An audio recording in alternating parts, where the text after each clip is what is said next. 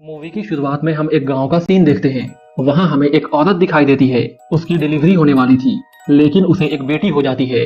इसके बाद उस औरत का पति अपनी बेटी को दूध में डुबाकर भगवान को अर्पित कर देता है, क्योंकि उस समय लड़की का होना अपशगुन माना जाता था और इसलिए वहां सब लोग लड़का ही चाहते थे। इसके बाद हमें दूसरा गाँव दिखाया जाता है। वहाँ एक परिवार में रामचरण और उसके 5 बेटे होते हैं, लेकिन किसी भी बेटे की शादी नहीं हुई थी, क्योंकि वहाँ लड़की पैदा होते ही मार दी जाती थी। ये लोग काम करने के लिए रघु नाम के एक बच्चे को रखते हैं। रघु नीची जाति का था। वहाँ बड़ा बेटा रामचरण से कहता है कि वो जल्दी से उसकी शादी करा दे, क्योंकि उसकी उम्र निकल रही है। रामचरण कहता है वो उसके लिए लड़की ढूंढ रहा है, लेकिन इस गांव में तो क्या, आसपास के गांव में भी कोई लड़की नहीं है। ये सुनकर राकेश और उसके भाई खाना छोड़कर चले जाते हैं, लेकिन सूरज उनके साथ नहीं जाता है। फिर गांव के ढेर सारे लोग एक घर में टीवी देखने जाते हैं। वो घर इनका सिनेमा हॉल था। वहाँ वो लोग अश्लील फिल्में देखते हैं। टीवी देखते हुए वहाँ के बूढ़े लोग रोने लगते हैं, क्योंकि आज तक भी उनकी शादी नहीं हुई थी। फिल्म देखने के बाद राकेश के अंदर हवस जाग जाता है और वो बाहर निकलकर जानवर के साथ अपनी प्यास बुझाता है।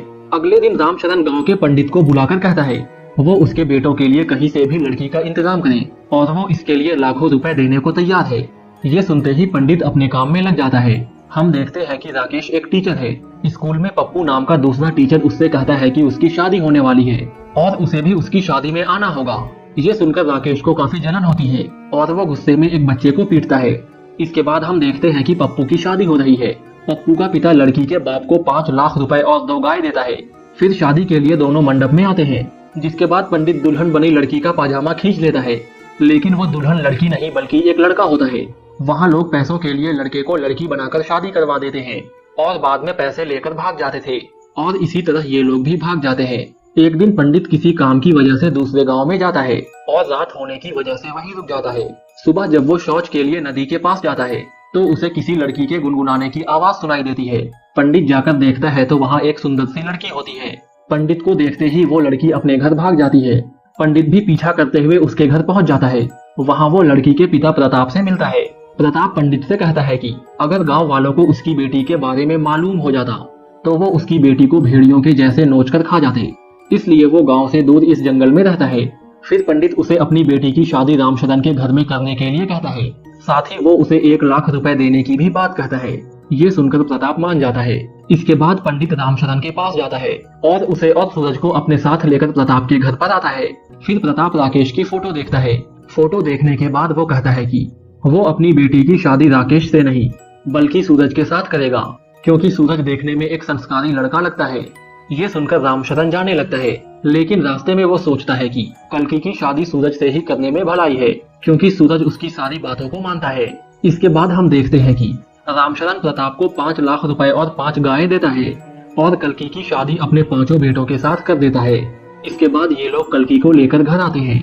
घर आकर राकेश बोलता है कि कल्कि के साथ सुहागरात सबसे पहले वो मनाएगा, क्योंकि वो 5 में सबसे बड़ा भाई है। ये सुनकर रामचरण कहता है कि हरामखोरों, तुम लोगों ने अपने बाप के बारे में भी नहीं सोचा। तुम्हारी माँ के गुजर जाने के बाद मैंने जिंदगी कैसे काटी ये सिर्फ मैं ही जानता हूँ, इसलिए कल्कि के पास सबसे पहले मैं जाऊंगा। इसके बाद रामचरण कल्कि के पास जाता है और उसके साथ सुहागरात मनाता है, लेकिन अगली सुबह कल्कि को मालूम होता है कि कल रात उसके पास कोई और नहीं बल्कि उसका ससुर ही आया था। इसके बाद सभी भाई एक एक दिन करके कल्कि के साथ सोते हैं। 5 भाई कल्कि को सिर्फ अपनी हवस मिटाने के लिए इस्तेमाल कर रहे थे। फिर जब सबसे छोटे बेटे सूरज की बारी आती है तो वो कल्कि के पास जाता है, लेकिन उस दिन कल्कि की तबीयत ठीक नहीं थी, तो वो उसके साथ जबरदस्ती नहीं करता है और वो सिर्फ उससे बातें करता है। सूरज काम में कल्कि की हेल्प भी करता है, जिसके बाद दोनों एक दूसरे से प्यार करने लगते हैं। इसके बाद कल्कि अपने बाकी पतियों को अपने पास आने से रोकने लगी, जिससे रामचरण और उसके बाकी बेटे जलने लगते हैं कि सूरज ने ही उनका काम खराब किया है। अपनी हवस मिटाने के लिए ये लोग इतना नीचे गिर जाते हैं कि कोई सोच भी नहीं सकता है। एक दिन चारों भाई मिलकर सूरज को मार देते हैं, जिसके बाद कल्कि बिल्कुल अकेली हो जाती है। इसके बाद रामचरण समेत बाकी भाई कल्कि के साथ दिन में कई बार जबरदस्ती करते, लेकिन कल्कि चाहकर भी कुछ नहीं कर पाती। फिर एक दिन वो रघु के हाथों अपने पिता के पास चिट्ठी भेजती है, जिसके बाद अगले ही दिन प्रताप वहाँ आता है। यहाँ रामचरण प्रताप को और 1 लाख रुपए देता है, क्योंकि वो भी बिना बताए कल्कि के साथ सो रहा था। अपने बाप के पैसों के लालच के बाद भी कल्कि उसके पैर छूती है। कुछ देर बाद प्रताप वहाँ से चला जाता है। भले ही प्रताप अपनी बेटी को इन भेड़ियों से नहीं बचा पाया, लेकिन कल्कि अपने बाप को खुश देखना चाहती है।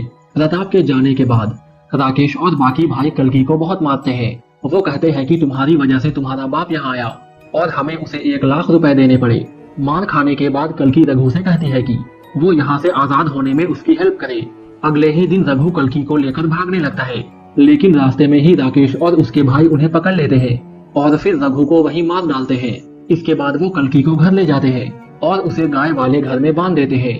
इधर जब रघु के घर वालों को ये मालूम होता है कि रामशरण और उसके बेटों ने ही रघु को मारा है, तो वो बदला लेने के लिए वहाँ आते हैं। फिर जब रघु का चाचा कल्कि को बंधा हुआ देखता है तो वो कहता है कि तुम्हारी वजह से ही ये सब हुआ है। इसके बाद वो भी कल्कि के साथ जबरदस्ती करता है। फिर वो अपने बिरादरी के लोगों में जाता है और उन्हें भड़काते हुए कहता है कि बड़े लोगों ने उनके बच्चे को मार डाला। फिर ऐसे ही कुछ दिन बीत जाते हैं। कल्कि प्रेग्नेंट हो जाती है। इसके बाद रामशरण वापस उसे अपने घर में रख लेता है, लेकिन वहाँ सभी कंफ्यूज होते हैं कि उस बच्चे का बाप कौन है। वहाँ रामशरण कहता है कि सबसे पहले उसी ने उसके साथ कांड किया था, इसलिए ये बच्चा उसी का है। जब प्रेग्नेंट वाली बात रघु के चाचा को मालूम होती है तो वो अफवाह फैला देता है कि बच्चे का बाप रघु का भाई है, क्योंकि वो कल्कि को अपने पास रखना चाहता था।